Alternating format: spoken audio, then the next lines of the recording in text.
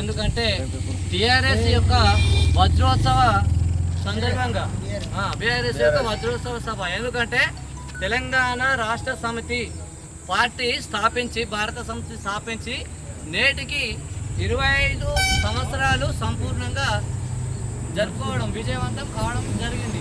కావున తెలంగాణ పార్టీ పెట్టడమే కాదు, పార్టీతో పాటు ఏమైందంటే మన కేసీఆర్ గారు ఎన్నో దీక్షలు చేసి కూడా సకల జనుల సమ్మె అదేవిధంగా నిరాహార దీక్ష చేసి 2014 సంవత్సరంలో తెలంగాణ రాష్ట్రం సాధించిన పార్టీ ఏది ఉందంటే అది కేవలం మన బీఆర్ఎస్ పార్టీ మాత్రమే.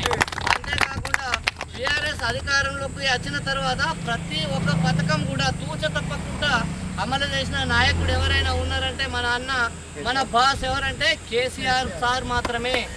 ఇప్పుడు చూస్తున్నాం మనం కాంగ్రెస్ పైన ఎన్ని విమర్శలు వస్తున్నాయి. ఒక్క పథకం అంటే ఒక్క పథకం కూడా సంపూర్ణంగా అమలు కావడం లేదు.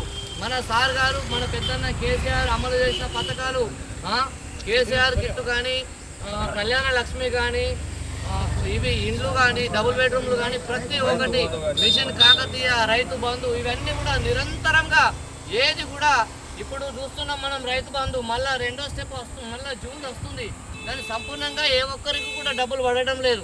కానీ ఒక్కళ్ళు కూడా అడగక ముందే మన రైతు బంధు ఏదైతే ఉందో మన పెద్ద అన్నలాగా మన బాధలు చూసి జూన్ వచ్చిందంటే జూన్ మొదటి వారం లోపే మన కుతాలు అలకక ముందే మనకు రైతు బంధు వేసేటోడు మన కేసీఆర్ గారు.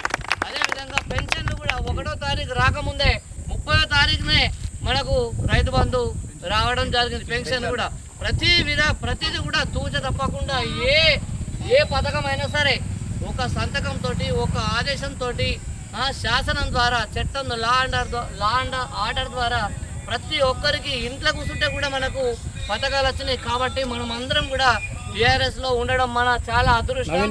కాబట్టి ఈ రోజుతోటి 25 సంవత్సరాలు విజయవంతంగా మన పార్టీ కంప్లీట్ చేసుకున్నది. కావున ముందు కూడా ఎన్నో విజయాలు సాధిస్తుందని ఆశిస్తూ అందరికీ జై తెలంగాణ.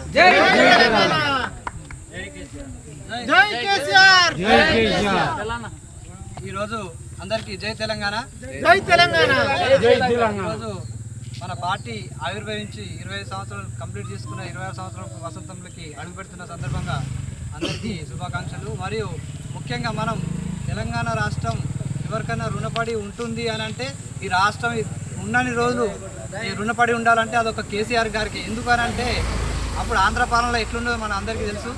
కాబట్టి ఆయన ఒక దీక్షతో పాటు 2001లో 27వ తారీఖు నాడు పార్టీ స్థాపించి మన తెలంగాణ మనకు కావాలనుకుంటే దాన్ని ముంగట నడిపించే నాయకుడు ఒకడు ఉండాలి. కాబట్టి కేసీఆర్ గారు ఒక పార్టీ స్థాపించి తాను ముందుండి 15 సంవత్సరాలు కష్టపడి వాళ్ళతో ఆంధ్ర వాళ్ళతో కొట్లాడి మనకు తెలంగాణ కోసము తన ప్రాణాలను సైతం త్యాగం చేయడానికి సిద్ధపడి దీక్ష చేసి, ఉపవాస దీక్ష చేసి ఎన్నో రకాల ఆంధ్ర పాలన పోవాలా, తెలంగాణ రావాలా, మనం మంచిగా బతకాలన్నట్టు అందరినీ ఉధృతంగా అందరినీ ఏకం చేసి, తెలంగాణ ప్రజలందరినీ ఏకం చేసి తన రాష్ట్రాన్ని సాధించడం జరిగింది.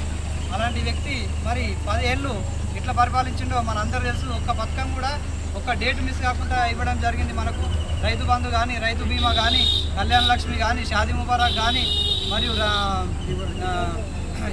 కేసీఆర్ కిట్ కానీ రైతులకు ఏ ఇబ్బంది కలగకుండా 10 సంవత్సరాలు చాలా ఘనంగా మనం అదృష్టవంతులు ఎట్లుండాలంటే మా కేసీఆర్ గారు 10 సంవత్సరాలు మనకు అట్లా పాలించారు.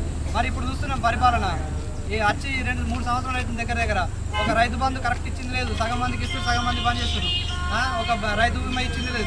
కళ్యాణ లక్ష్మి 1,10,000 ఇస్తాను, 1,70,000 ఇస్తాను, అది లేదు. తులం బంగారం ఇస్తున్నారు, అది లేదు. రేవంత్ రెడ్డి గారికి సిగ్గు శరం ఉంటే ఇప్పటికైనా ఈ 3 సంవత్సరాలు వచ్చి పరిపాలన చేయబట్టి చేత కాకపోతే మళ్ళీ మా కేసీఆర్కి అప్పచెప్తే పరిపాలన అంటే ఎట్లుంటుంది అనేది ఆయన చూపిస్తాడు. కాబట్టి ఇప్పటికైనా బుద్ధి తెచ్చుకొని కరెక్ట్ పరిపాలన చేయాలని జగిత్యాల సభలో, అంత పెద్ద సభలో ఇప్పటి వరకు మా ప్రతిపక్ష నాయకుడు మా కేసీఆర్ గారి నోట సీఎం రేవంత్ రెడ్డి అని అనిపించుకోలేకపోయిండు. రేవంత్ రెడ్డి అంటే ఆయన ఎంత దీనస్థితిలో ఉన్నాడో అర్థం చేసుకోవచ్చు.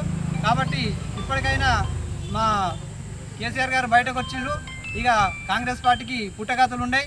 100% నెక్స్ట్ రాబోయే పరిపాలన మనదే ఉంటుంది, ప్రభుత్వం మనదే ఉంటుంది. కాబట్టి అందరం ఇప్పటి నుంచే అందరిని మోటివేషన్ చేసుకుంటూ ముంగడికి వెళ్ళాలి. మనం ఖచ్చితంగా ప్రభుత్వం సాధించాలా.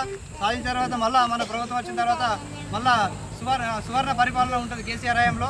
కాబట్టి అందరూ కష్టపడి ఇప్పటి నుంచే అందరం కష్టపడితే అప్పటికి మనం మళ్ళీ ప్రభుత్వంలోకి రావడం ఖచ్చితంగా జరుగుతుంది. కాబట్టి అందరికీ జై తెలంగాణ.